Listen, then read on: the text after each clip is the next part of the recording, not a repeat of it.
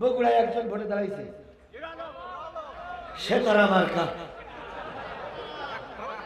একতারা মার্কা। হিরো আলমের বউ ভোট দেয় কিনা আমার সন্দেহ।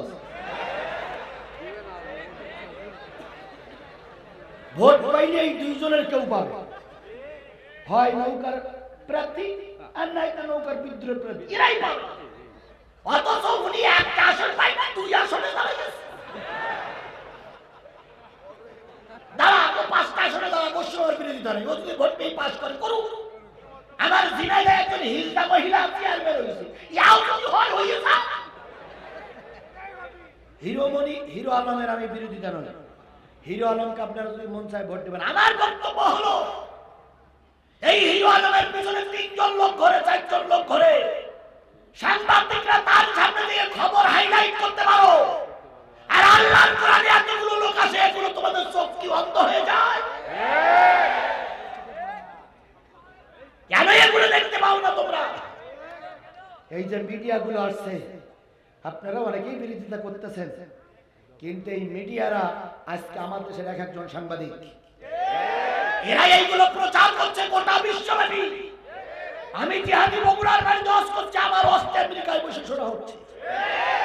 এগুলো একটা প্রচার মাধ্যম, কথা বলেন ঠিক না ঠিক? দয়া করে একটু কষ্ট হলেও কখনো এই মিডিয়াদের বিরোধিতা করবেন না, কারণ এরা কিন্তু জীবনের ঝুঁকি নিয়ে 30 মাইল 40 মাইল দূর থেকে ক্যামেরা নিয়ে কষ্ট করে এখানে এসেছে, এগুলো বা জাতির সামনে তুলে ধরার জন্য। আমার প্রচার হোক আর নাই হোক, এরা যে কোরআন প্রচারক, এই জন্য মিডিয়াগুলোর উপর আল্লাহ রহমত দিল।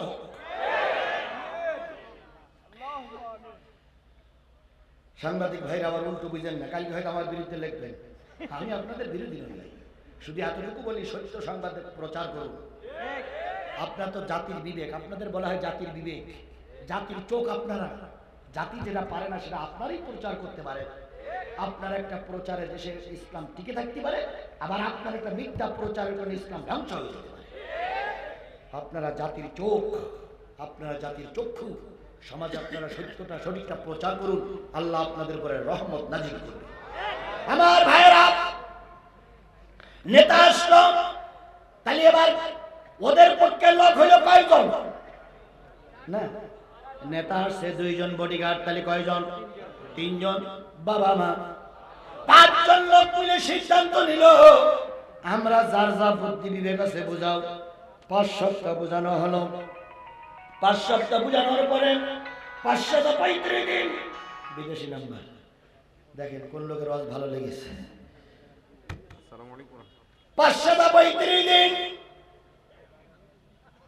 দরকার নেই, কেটে দেন। 535 দিন পর হুবাবকে যখন সামনে না হলো, হুবাব ডাক দিয়ে বলল, ভাই 35 দিন আগে বুঝেছিলাম নবী একটা সাধারণ মানুষ, 35 দিন পরে বুঝেছি নবীর চাইতে ভালো মানুষ আর সমাজে কেউ না। এবার রিমান্ড আরো বাড়লো, নবীর পক্ষে থাকলে রিমান্ড আরো বাড়বে, নবীর পক্ষে থাকলে রিমান্ড আরো বাড়বে, নবীর পক্ষে থাকলে রিমান্ড আরো বাড়বে, হকের পক্ষে থাকলে রিমান্ড আরো বাড়বে। বাড়ল তাই শেষ পর্যন্ত হুবাবকে এবার জঙ্গলের ভিতরে পাঠিয়ে দেওয়া হলো গরু ছাগল রাখার জন্য। অন্যায়ের কি বলে, যারা অন্যায় করবে তাদের দালালি করার জন্য। গরু আছে, কি বলে, মেষ আছে, দুম্বা আছে, উট আছে, এগুলো রাখালেরা রাখবে আর ওদের পরিবেশন করবে, খেদমত করবে। হুবাব যে ছিল একজন রাষ্ট্রপতির ছেলে, সে এখন রাষ্ট্রপতির গোলামদের খেদমত করতেছে। আমরাও দেখতেছি যারা এই দেশের এমপি মন্ত্রী হওয়ার যোগ্য, তাদেরকে রাজপথে টেনে টেনে নেওয়া হচ্ছে, আর চোরের বাচ্চারা রাজনীতি করে বেড়াচ্ছে। কথা বলে ঠিক যাবে ঠিক? কোরআনের কথা বলার কারণে রবিকুল ইসলাম মাদানী কোমরে হলো গরুর দড়ি। কথা বলেন ঠিক না ঠিক? কোরআনের কথা বলার কারণে হাত কড়া, পায়ে বেড়ি, ডান্ডা বেড়ি। কথা বলেন ঠিক না বেটি?